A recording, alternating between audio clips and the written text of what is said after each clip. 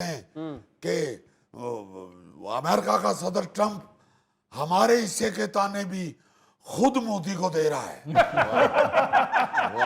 और जब भी सदर ट्रंप ये कहता है कि पाक भारत जंग मैंने रुकवाई थी, तो मोदी बेचारा अपने इर्द गिर्द नोचने के लिए खंबा ढूंढना शुरू कर देता है। आपके कहने का मतलब ये है मियां साहब कि मोदी खसियानी बिल्ली है। और क्या थैला साहब, बल्कि आप देखिए कि सदर ट्रंप तो हर बयान में मोदी के जख्मों पे इस तरह नमक छिड़कते हैं जैसे आजकल के मौसम में हम लोग अमरूदों पे हल्का हल्का नमक छिड़कते हैं। ਇਹ ਸਾਹਿਬ ਇਹ ਫਲਾਂ ਵਾਲੀਆਂ ਮਸਾਲਾ ਫਲ ਸਾਹਮਣੇ ਰੱਖ ਕੇ ਸਮਝਾਇਆ ਕਰੋ। होगा जी, आपके लिए फल की सिर्फ एक ही मिसाल है कि सब्र का फल मीठा होता है। हद हो गई है। मैं कारकर्दगी बता रहा हूं, आप फलों वाली दुकान में फंसे हुए हैं। तो अली मुमताज साहब, आप इंशाल्लाह अल्लाह ताला के फजलो करम से मेरी शहबाज स्पीड पर यकीन रखें। आप ये देखें कि चाइना वालों ने जो तेज तरीन ट्रेन चलाई है, उन्होंने उस ट्रेन की स्पीड भी शहबाज स्पीड से मुतासिर होकर बनाई है।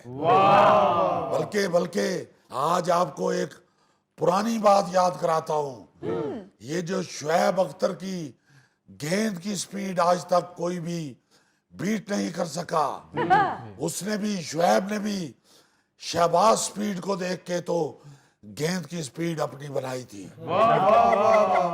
लेकिन मियां साहब, बिलावल भुट्टो साहब का तो कहना है कि पंजाब में आप शहबाज स्पीड बन जाते हैं और जब बात कराची की आती है तो शहबाज स्लो। देखें अली मुमताज साहब, मैंने भी सुना है ये बिलावल भुट्टो साहब का बयान, मगर मैं ये बताना चाहता हूं कि मेरी अल्लाह के फजल से वही शहबाज स्पीड ही रहती है। लेकिन क्या करें कि कराची में स्पीड ब्रेकर ही बहुत हैं। ये इत्तेहादी हुकूमत की एक यही प्रॉब्लम होती है कि जगह जगह स्पीड ब्रेकर सामने आ जाते हैं। और मैं स्पीड कहां से पकड़ूं?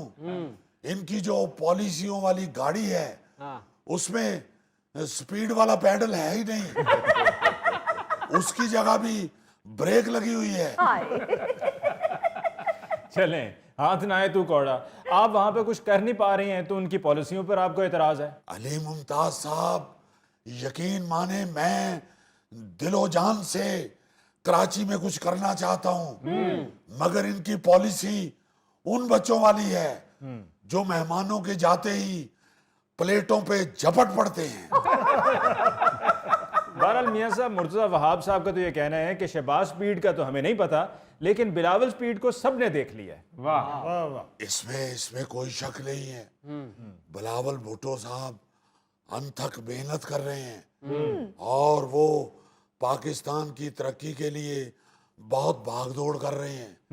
मैं ये मानता हूं, और उनकी जो कारकर्दगी है वो सबके सामने है। भाई, सबसे पहले तो आप ये देखें कि इतने थोड़े वक्त में इतना ज्यादा वजन कम कर लेना ये कोई छोटी बात है। बहरहाल मियां साहब, मेहनत तो वो लोग भी कर रहे हैं। अच्छा, ये बताइए कि आपकी तब्दीली की अफवाहें मार्केट में गर्दिश कर रही हैं। कहा यह जा रहा है कि मोहसिन नकवी को वजीर आजम बनाया जा रहा है और सदर आसिफ अली जरदारी साहब भी जा रहे हैं।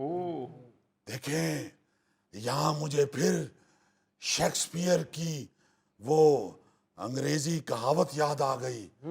और वो क्या उसने कहा था कि वेली रन परौने जोगी। तो हमारे मुखालिफिन के पास चूंकि अब कुछ कहने के लिए बाकी नहीं रहा, वो कोई बात कर नहीं सकते, तो वो अब इस तरह की अफवाहों को लेके तो मार्केट में फिर रहे हैं। मगर मैं आपको ये बताना चाहता हूं कि अल्लाह ताला के फजलो करम से हमें अपनी हुकूमत पे पूरा एतमाद है। देखिए, मोहसिन नकवी साहब की क्वालिटीज और उनके असर रसूख पे कोई शक नहीं है, मगर मैं अभी यहाँ आने से पहले भी जरदारी साहब की कुर्सी भी मैंने ठोक बजा के देखी है। वो बिल्कुल ठीक है, किसी तरफ से नहीं हिली हुई। और वैसे भी आप जानते हैं कि जरदारी साहब में तो ऐसी ऐसी क्वालिटीज हैं कि वो कुर्सी की एक टांग ना भी हो तो उसे गिरने नहीं देते। इस वक्त तो उनकी कुर्सी माशाल्लाह चारों टांगों पे खड़ी है। और मैं भी रोजाना अपनी कुर्सी चेक करता रहता हूँ, उसे ना दीमक लगी हुई है और ना उसमें से कोई कील निकला हुआ है। इसलिए मैं ये कहूंगा कि ये सिर्फ हमारे मुखालफीन की हसरत है। अच्छा, और उनकी हसरत के लिए मैं ये कहूंगा कि हसरत उन गुंचों पे है जो बिन खिले मुरझा गए। हाय हाय। मियां साहब, ऑडिट रिपोर्ट के मुताबिक 5 ममालिक ऐसे हैं जिन्होंने पाकिस्तान के करोड़ों डॉलर्स देने हैं। इनमें इराक, सूडान, श्रीलंका, बांग्लादेश और गिनी बिसाऊ शामिल हैं। जी हाँ, आप यहीं से अंदाजा लगाएं अली मुमताज साहब कि पाकिस्तान कितना खुशहाल हो चुका है। इतने सारे ममालिक ने हमसे कर्जा लिया हुआ है, हमारे पैसे देने हैं। एक मुल्क ने तो ये कह के हमसे पैसे ले लिए कि 20 मुल्क आपस में कमेटी डाल रहे हैं, आप भी डाल लें। हमने कमेटी डाल ली और जब हमारी कमेटी निकलने की बारी आई तो उन्होंने कह दिया जी कि वो माई कमेटियां वाली दौड़ गई है। एक मुल्क ने ये कह के उधारे पैसे ले लिए कि पाए देना थोड़े जे पैसे मेरे को टूटे नहीं है गए। और एक मुल्क ने तो बगैर कुछ कहे हाथों के इशारों से ही सलाम ही इतना किया कि हम उसे देने पे मजबूर हो गए। यह सब खिलाड़ी भी आपसे बहुत खुश हैं और उसकी वजह यह है कि जो भी आपने ऐलान किया है खिलाड़ियों की इनामी रकम बढ़ाने का, जिसके मुताबिक जो भी कोई ओलंपिक में गोल्ड मेडल जीत कर आएगा उसको अब 3 करोड़ मिलेंगे। इस पर सब बहुत खुश हैं। वाह, जी हाँ, जी हाँ। पहले सिर्फ 1 करोड़ मिलता था, मगर ये अरशद नदीम जब आया है और उसके गांव में इर्द गिर्द लोग जो इकट्ठे हुए हैं तो मैं बड़ा परेशान हो गया। मैंने कहा यार 1 करोड़ ते दा चाह पानी ते लग जाना है। वो इतना बड़ा कारनामा इसने किया है, तो इसलिए मैंने वो रकम 1 की बजाय अब 3 करोड़ कर दी है।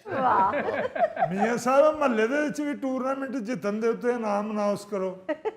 रख देता हूँ गोगा जी, मगर आपने मोहल्ले में भी हार जाना है क्योंकि आप वो खिलाड़ी हैं अगर अकेले भी दौड़े तो 5वें नंबर पे आते हैं। तो बाद ही जो चैनलों ਨੂੰ इंटरव्यू दे रहा ਹੁੰਦਾ है, जे मेरी नाड़ ते नाड़ ना चाहती तो मैं पहले 3 नंबरां च आ जाना।